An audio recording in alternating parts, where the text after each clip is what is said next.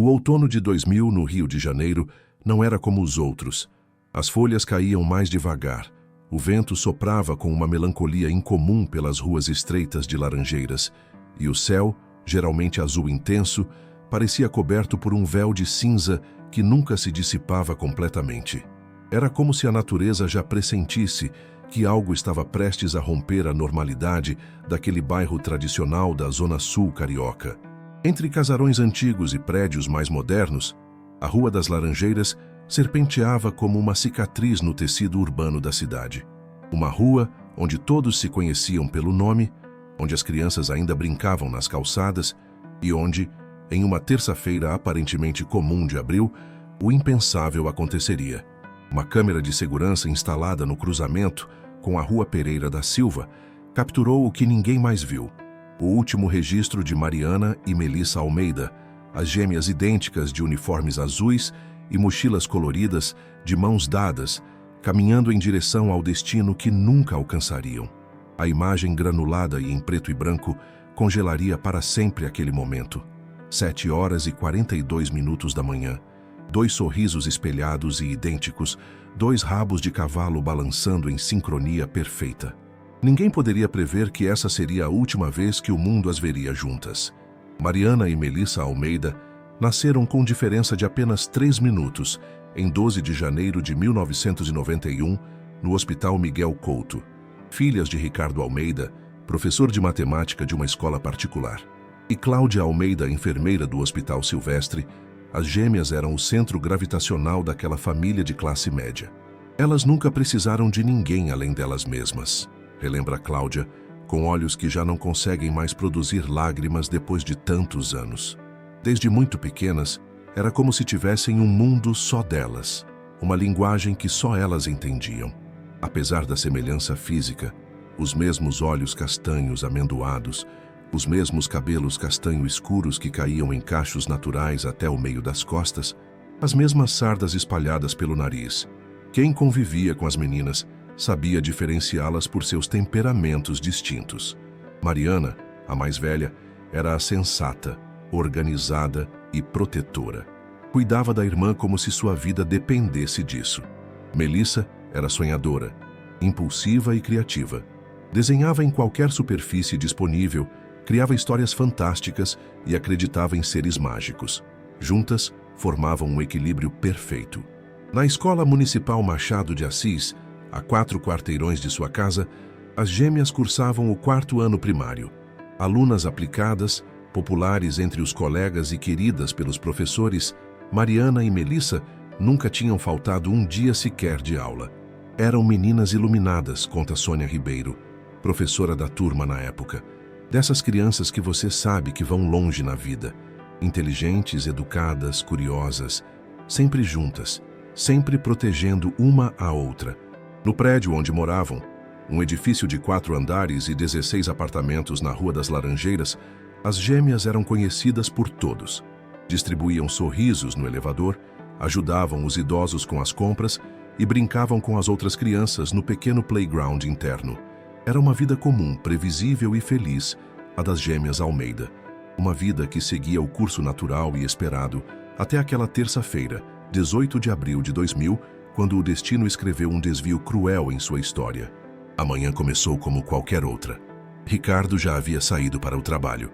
Cláudia preparou o café da manhã, pão francês com manteiga, achocolatado e banana, enquanto as meninas arrumavam suas mochilas.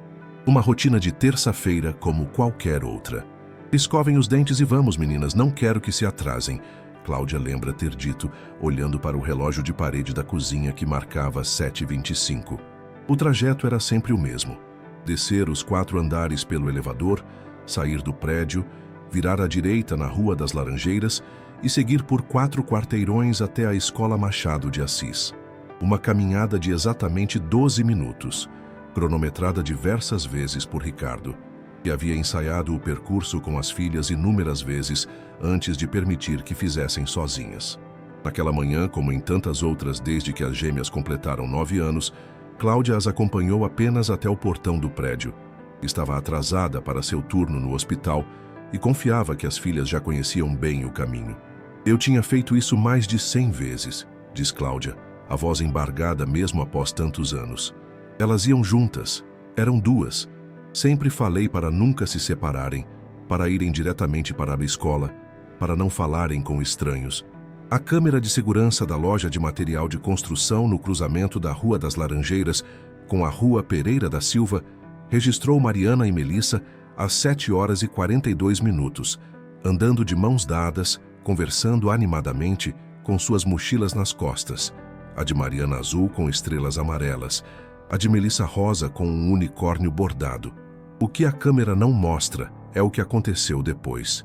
O trecho entre aquele cruzamento e a escola não possuía monitoramento em 2000. As gêmeas deveriam ter chegado à escola por volta das 7h50.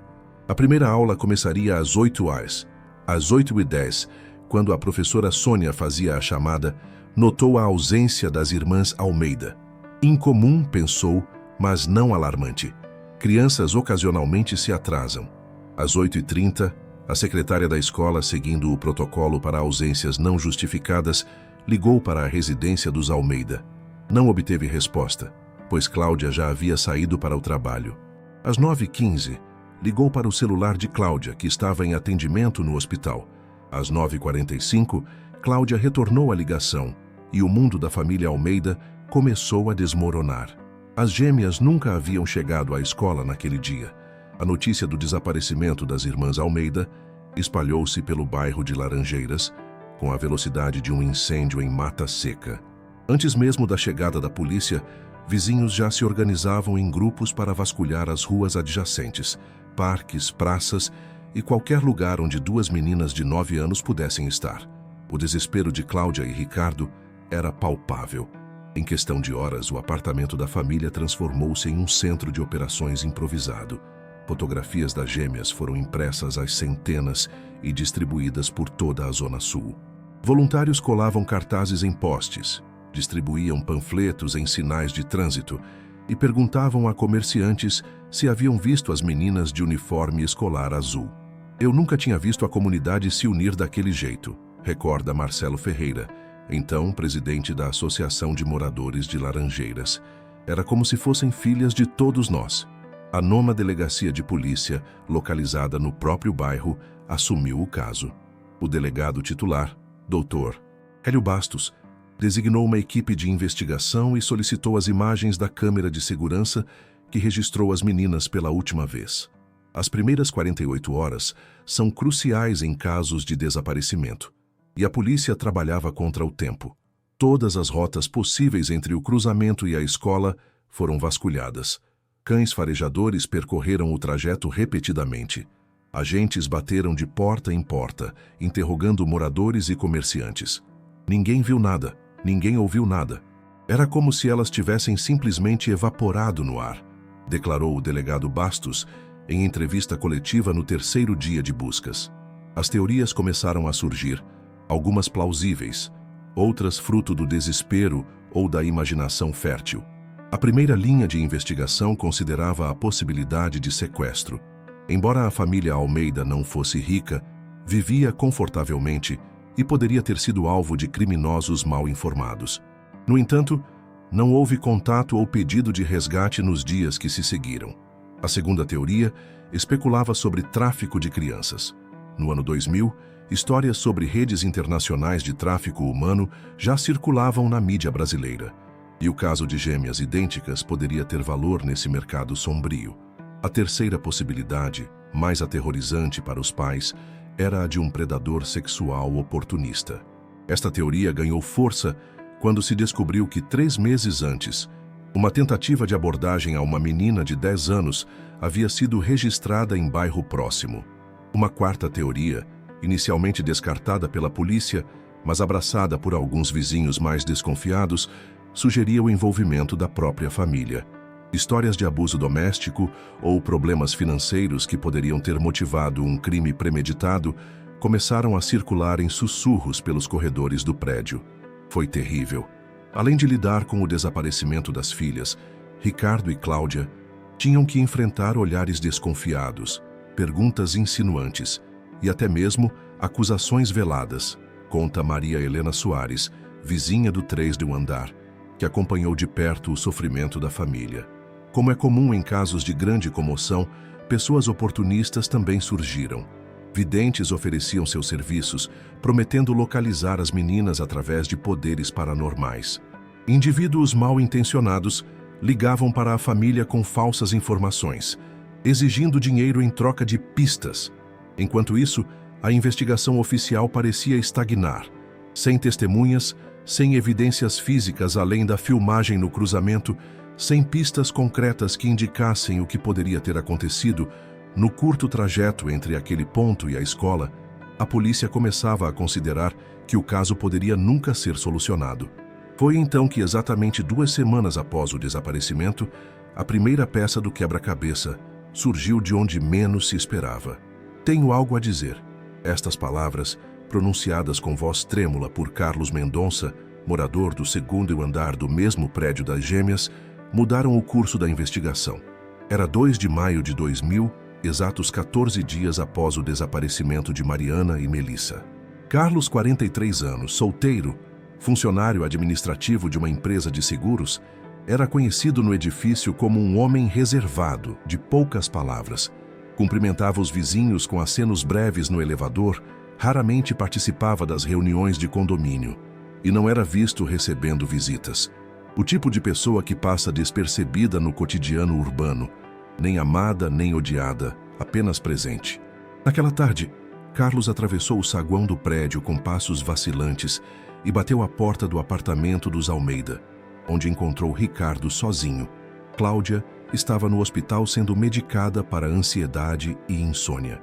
Eu não aguentava mais, disse Carlos ao investigador Renato Martins, em depoimento gravado horas depois na delegacia. Não conseguia dormir, não conseguia comer. Aquelas meninas, eu precisava dizer. O que Carlos revelou naquela tarde deixou Ricardo Almeida em estado de choque e reacendeu a investigação que começava a esfriar. Segundo seu depoimento, na manhã do desaparecimento, Carlos estava voltando de seu turno noturno. Trabalhava ocasionalmente como segurança em um shopping e viu as gêmeas saindo do prédio. Até aí, nada de anormal. Continuou seu caminho em direção ao edifício, quando notou um veículo estacionado alguns metros adiante. Uma van branca, sem identificação, com vidros escurecidos. Não dei muita importância na hora, declarou. Vans param naquela rua o tempo todo, entregando mercadorias, pegando passageiros, mas algo me incomodou. O motor estava ligado, mas não havia motorista visível. Carlos entrou no prédio, subiu para seu apartamento e, exausto após a noite de trabalho, foi dormir. Acordou no meio da tarde com o burburinho no prédio sobre o desaparecimento das gêmeas. Imediatamente, a imagem da van voltou à sua mente. Por que não falei antes? Medo, puro medo, confessou, o rosto contorcido pelo remorso. Quando soube o que havia acontecido, lembrei que vi a van e, pior, lembrei de algo que tinha bloqueado da minha memória. Vi um homem saindo dela rapidamente, indo na direção em que as meninas tinham ido. Mas não foi apenas isso que Carlos revelou naquele dia. O mais perturbador estava por vir. Eu conhecia aquele homem, disse a voz quase inaudível. Era Henrique Moraes, o zelador substituto que trabalhou aqui por 3 meses no ano passado. Henrique Moraes, 37 anos, havia trabalhado como zelador temporário no edifício durante uma licença médica do funcionário titular, entre junho e setembro de 1999.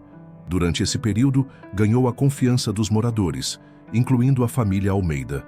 Era gentil com as crianças, consertava brinquedos quebrados e até mesmo ajudava as gêmeas com lições de casa ocasionalmente. Ele sabia os horários delas, sabia a rotina, sabia que iam sozinhas para a escola, disse Carlos, o peso da culpa por seu silêncio de 2 semanas, claramente visível em seu rosto abatido. Mas por que Carlos demorou tanto para revelar essa informação crucial? Seu depoimento revelou uma faceta sombria. Henrique Moraes o havia visto naquela manhã. Seus olhares se cruzaram por um momento, e Henrique fez um gesto que Carlos interpretou inequivocamente como uma ameaça. Passou o dedo indicador horizontalmente pelo pescoço. Fiquei apavorado. Este homem sabia onde eu morava, sabia minha rotina, e algo me dizia que ele era perigoso, muito perigoso. A revelação de Carlos desencadeou uma busca frenética por Henrique Moraes. Seu nome verdadeiro, descobriu-se rapidamente, era outro.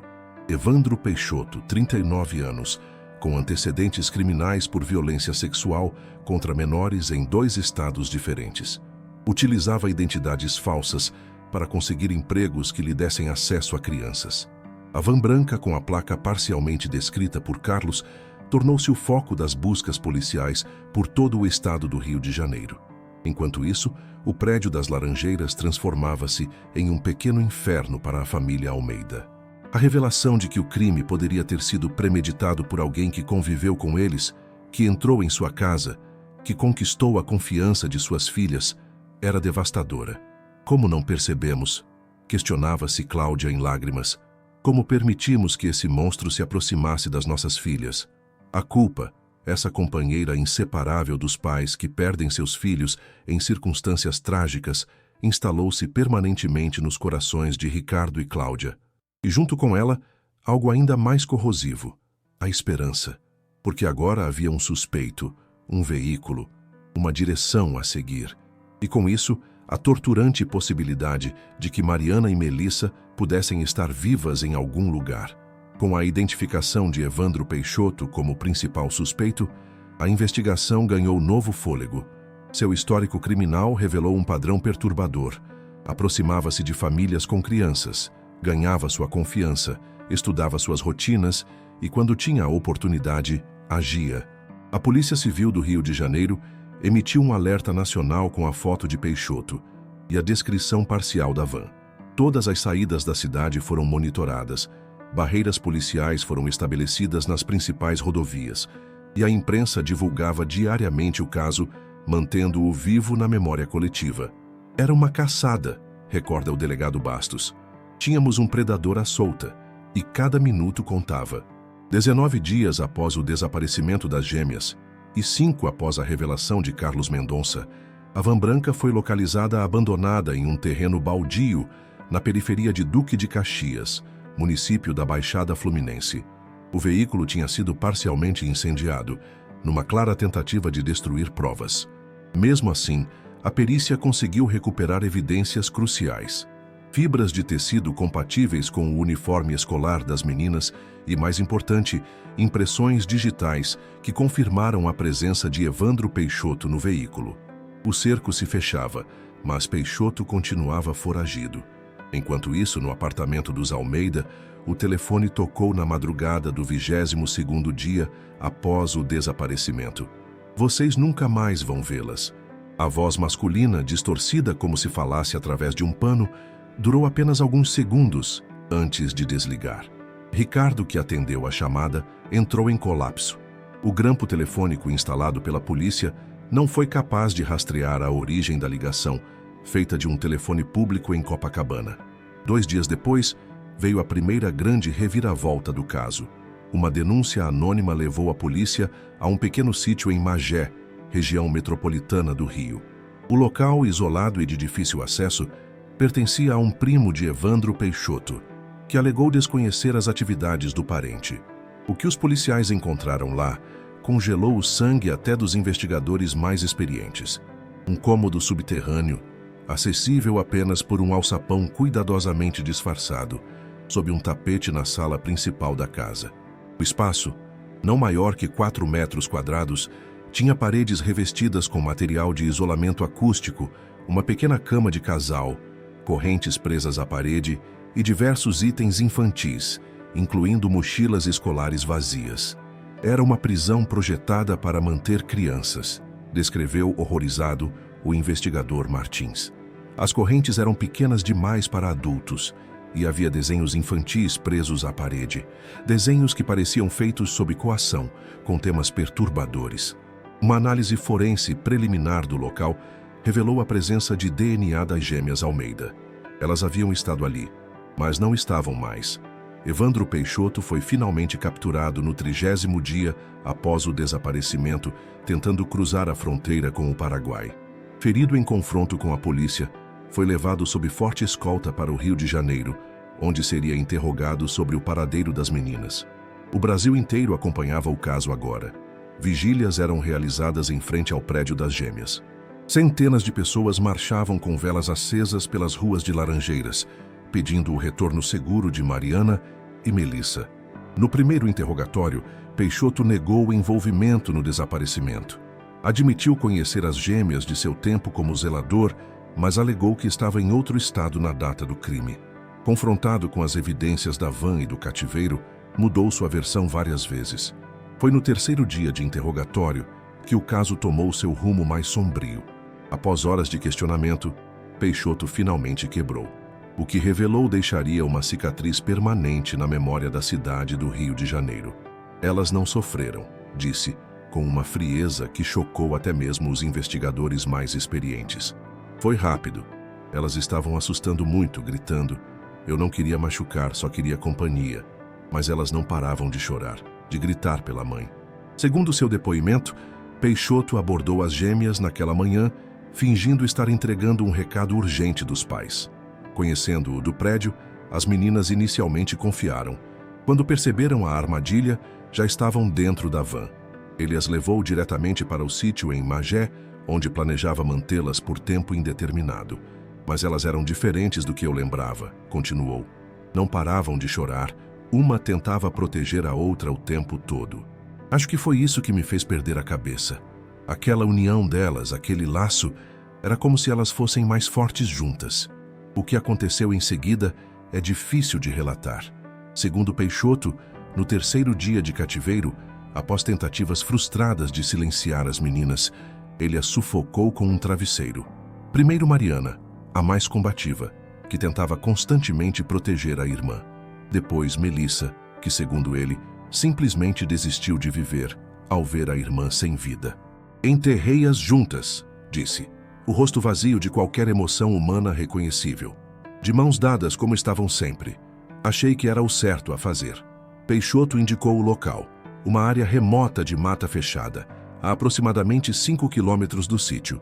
Guiou a polícia até lá, onde, após horas de busca com detectores de metal e cães farejadores, os pequenos corpos foram encontrados exatamente como ele havia descrito. Juntos, de mãos dadas, em uma cova rasa, coberta por pedras e folhagem. A notícia devastou não apenas a família Almeida, mas toda uma cidade que havia se apegado à esperança de encontrar as gêmeas com vida. No dia seguinte à descoberta dos corpos, mais de 10.000 pessoas compareceram ao funeral de Mariana e Melissa. 2 pequenas urnas brancas cobertas de flores foram enterradas lado a lado, como as irmãs haviam vivido suas breves vidas. Evandro Peixoto foi condenado a 60 anos de prisão por duplo homicídio qualificado, sequestro e ocultação de cadáver. O caso das gêmeas Almeida provocou mudanças significativas nas leis brasileiras de proteção à criança e nas políticas de contratação em condomínios residenciais. 25 anos se passaram desde aquela manhã de abril que mudou para sempre o bairro de Laranjeiras. O prédio onde moravam as gêmeas ainda está lá, embora o apartamento dos Almeida tenha novos moradores. Cláudia e Ricardo se separaram 2 anos após a tragédia, incapazes de suportar o peso da perda e das recriminações mútuas que, inevitavelmente, surgiram com o tempo. Carlos Mendonça, o vizinho que demorou 2 semanas para revelar o que sabia, nunca se perdoou. Mudou-se do prédio menos de 1 mês após o desfecho do caso e faleceu de ataque cardíaco em 2015, um homem atormentado até o fim. A Escola Machado de Assis mantém um pequeno memorial no pátio, 2 cerejeiras plantadas lado a lado, com uma placa que traz os nomes das irmãs e a frase "Para sempre juntas em nossas memórias". O caso das gêmeas Almeida permanece na memória coletiva do Rio de Janeiro como um marco de inocência perdida, um lembrete cruel de que o mal pode se esconder nos lugares mais familiares, por trás dos sorrisos mais confiáveis. Evandro Peixoto continua cumprindo sua pena em penitenciária de segurança máxima. Nunca demonstrou arrependimento genuíno. Em sua única entrevista, concedida a um documentarista em 2010, disse apenas: "Elas eram especiais demais para este mundo sujo. Eu as libertei." A declaração provocou revolta nacional e o cancelamento da série documental que estava sendo produzida. Em 2023, uma fundação com o nome das gêmeas foi criada por Cláudia Almeida para auxiliar na busca de crianças desaparecidas e oferecer apoio psicológico às famílias. Não podemos trazer Mariana e Melissa de volta, disse ela na inauguração, mas podemos tentar impedir que outras famílias passem pelo que passamos. Ricardo Almeida, agora professor universitário, raramente fala sobre o caso. Quando o faz, menciona apenas um detalhe que o assombra. A câmera de segurança que capturou a última imagem das filhas mostra que, segundos antes de saírem do enquadramento, Mariana olhou diretamente para a lente, como se tentasse enviar uma mensagem silenciosa ao futuro. Às vezes, confessou ele em rara entrevista, sonho com aquele olhar e acordo me perguntando: e se eu tivesse saído de casa 5 minutos antes naquele dia? E se tivéssemos escolhido morar em outro bairro? E se... São os ICES que atormentam não apenas os pais das gêmeas, mas todos nós que vivemos em um mundo onde a confiança é simultaneamente necessária e perigosa. A história de Mariana e Melissa Almeida nos lembra que, por trás da aparente normalidade de nossas rotinas diárias, lurking in the shadows, as the Americans say, podem estar predadores observando, planejando, esperando o momento perfeito. E nos faz questionar: quantos olhares desconfiados ignoramos? Quantos instintos abafamos em nome da cordialidade? Quantos sinais passam despercebidos até que seja tarde demais? As gêmeas que caminhavam de mãos dadas pela Rua das Laranjeiras naquela manhã de 2000 não eram apenas duas meninas a caminho da escola. Eram símbolo de uma inocência que, uma vez perdida, jamais pode ser recuperada. Não para uma família, não para um bairro, não para uma cidade inteira.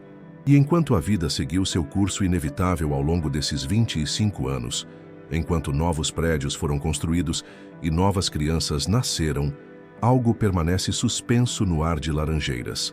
O eco fantasmagórico de duas risadas idênticas, o sussurro de um segredo compartilhado entre irmãs, e a pergunta que nenhum tribunal, nenhuma condenação, nenhuma explicação jamais poderá responder satisfatoriamente: por quê?